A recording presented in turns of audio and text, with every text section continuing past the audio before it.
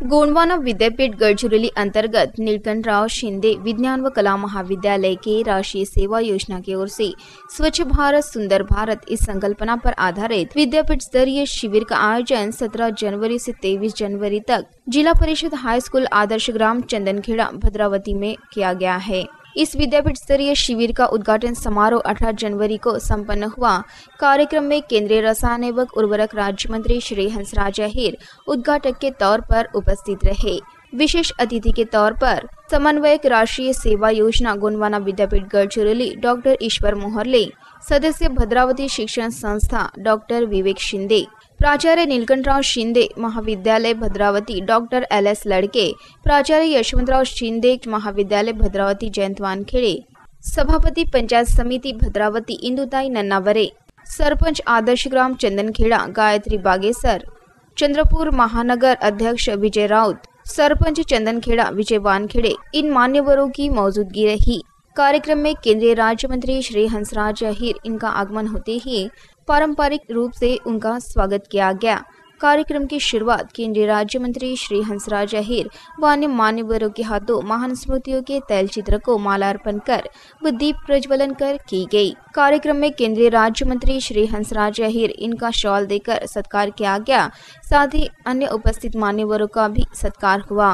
कार्यक्रम पश्चात स्वच्छ भारत सुंदर भारत इस संकल्पना पर आधारित विद्यापीठ स्तरीय शिविर पर मान्यवरों ने अपने विचार व्यक्त किए। साथ ही इस वक्त केंद्रीय राज्य मंत्री श्री हंसराज अहीर ने चंदनखेड़ा इस गांव को आदर्शत्व की ओर कैसे ले जाया जाए और उसके लिए एक छोटा सा प्रयास राष्ट्रीय सेवा योजना की ओर से चलाया जा रहा है, इस पर मार्गदर्शन किया। कार्यक्रम में उपस्थित मान्यवर, ज्येष्ठ नागरिक और परिसर के लोग बड़ी तादाद में उपस्थित रहे। सर्वांगीण विकास आपण या ठिकाणी स्वच्छ भारत स्वप्न घेऊन आला आहात, सुंदर भारत स्वप्न घेऊन समोर आला। तर महात्मा गांधींनी म्हटल्याप्रमाणे या देशात ग्रामीण भाग फार मोठा आहे। माझा देश ग्रामीणांचा देश आहे। गाँव का देश म्हणणारे महात्मा गांधी या देशातील विद्यार्थी आज गावात पोहोचलेले आहेत। याच्यातील अधिक विद्यार्थी नक्कीच ग्रामीण भागातील असतीलच। ग्रामीण भागातील लोकांचं जीवन कसं आहे,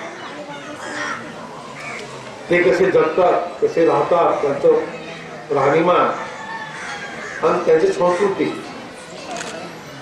त्यांचं ज्ञान अज्ञान, शिक्षण आणि अशिक्षण सर्व गोष्टी या ठिकाणी आपल्याला पाहायला मिळतात। आणि सर्वात शेवटी जो शब्द आहे, ग्रामीण नागरिक हा गरीब आहे। गरिबी गाव सोडत नाही। ज्याप्रमाणे शेतकऱ्यांच्या घरचं कर्ज बाजार सुटला नाही, तसं ग्रामीणांचं जीवन गरिबीतून मुक्त झालेलं नाही। या गावात स्वच्छतेचा विषय निघाल्यावर मी एवढं सांगेन की सांसद ग्राम म्हणून घेतल्यावर या गावात जवळपास 400 शौचालय कमी होते आणि ती पूर्ण होत असतानाच काही लोकांना पुणे CSR फंडातून 175 लोकांना 100% अनुदानावर आपण बाहेरून कंपन्यांपासून 175 शौचालय बांधून देत आहोत। या गावाची स्वच्छता करण्याची जिम्मेदारी संसद ग्राम म्हणून आमची आहे, माझी आहे, सरकारची आहे। 100% गावामध्ये घरातील कुटुंबियांना शौचालय असलं पाहिजे ही संकल्पना समोर आलेली आहे। फार क्रांतिकारी निर्णय आहे। प्रत्येकाला घर द्यावं प्रधानमंत्र्यांनी संकल्प केला आहे। 2022 पर्यंत 100% कुटुंबियांना घर मिळतील हा क्रांतिकारी निर्णय आहे। ग्रामीण पासून शहरापर्यंत बेटी बचाव बेटी पढाओ हा निर्णय झाला देशामध्ये। हे लहान लहान वाक्य आहेत, पण याच्यातून समाज निर्माण होणार। प्रत्येक गावातून एखादी सावित्रीबाई फुले निर्माण होतील। या ठिकाणी मी जिल्ह्यात अनेक फार कमी ठिकाणी पाहतो, इथे एक दाल मिल पण होती आहे, छोटी राईस मिल आहे, छोटस उद्योग या ठिकाणी आहे, बँक आहे, व्यापारपेठ चांगली आहे छोटीशी। हे सुंदरसं शहर या ठिकाणी आपण बघू शकतो। त्याला हातभार लावण्याकरता आपण आला आणि यामध्ये आपल्याला यश येईल।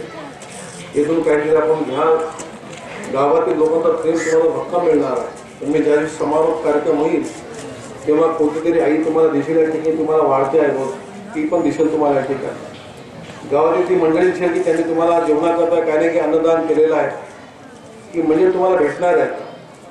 गावातील लोक किती दानशूर असतात, किती प्रेमळ असतात, किती प्रेम करणारे, आत्मविश्वासानं समोर येतात, गरिबी विसरून समोर येतात. अशा लोकांजवळ तुम्ही राहणारा मी तुम्हाला शुभेच्छा देतो. अंतर्गत सन्माननीय नामदार हंसराज भैया यांनी हे दत्तक घेतलेलं आहे. हे त्यांच्या भाषणामधून आणि त्यांनी जे मार्गदर्शन केलं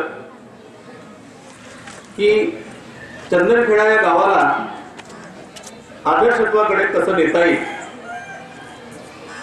आणि त्यासाठी एक छोटासा प्रयत्न म्हणजे दत्तक गावामध्ये काम केलं असं नाही. राष्ट्रीय सेवा योजनेमध्ये जे 2 प्रकारचे उपक्रम असतात, एक नियमित कार्यक्रम असा उपक्रम असतो आणि विशेष शिबिर कार्यक्रम उपक्रम असतो.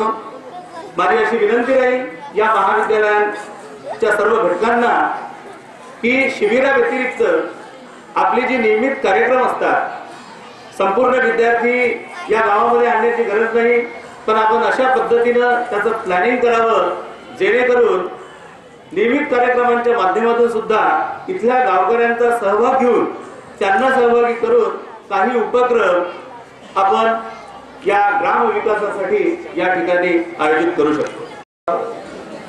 आपण जर बघितलं तर वैयक्तिक स्वच्छतेकडे सगळेजण लक्ष देतात, परंतु जेव्हा गोष्ट सार्वजनिक स्वच्छतेची येते तेव्हा आपण ह्या सगळ्या गोष्टी विसरून जातो. आपण घरचा कचरा काढतो आणि तो बाहेर रस्त्यावर फेकतो, आपल्या घरचं अंगण झाडतो आणि ते बाहेर गावामध्ये मूल्यामध्ये फेकतो. पण प्रॉब्लेम कुठेतरी आहे, त्याच्याशिवाय हे घडत नाही. कारण आपण वैयक्तिक स्वच्छतेला महत्व देतो, मग सार्वजनिक स्वच्छतेला का देत नाही. मला असं वाटतंय, माझ्या अभ्यासावर असं वाटतं मला की आपल्यामध्ये एक आपलेपणाची भावना कदाचित उजत नाही, त्यामुळे कदाचित असं होत असेल. आपण जोपर्यंत आपला मोहल्ला, आपलं गाव, आपलं शहर, माझा जिल्हा, माझा देश ही भावना आपल्या मनामध्ये रुजवणार नाही तोपर्यंत हे शक्य होणार नाही. आणि या अशा शिबिराच्या माध्यमातून आपल्याला ही एक संधी आहे की तुम्ही एक खरा भारत जे बघतो गावांमध्ये तिथलं तुम्ही आयुष्य, तिथलं तुम्ही जगणं लोकांचं बघू शकता. आणि इथनं ही खरोखरच एक सोबत देण्यासारखी शिदोरी आहे. सरांनी सांगितलं त्याप्रमाणे की तुम्ही इथनं बऱ्याच साऱ्या गोष्टी शिकून आणि त्या जर तुम्ही या इथनं शिकून गेले तर खरोखरच या शिबिराचं सार्थक झालं असं मला वाटतं.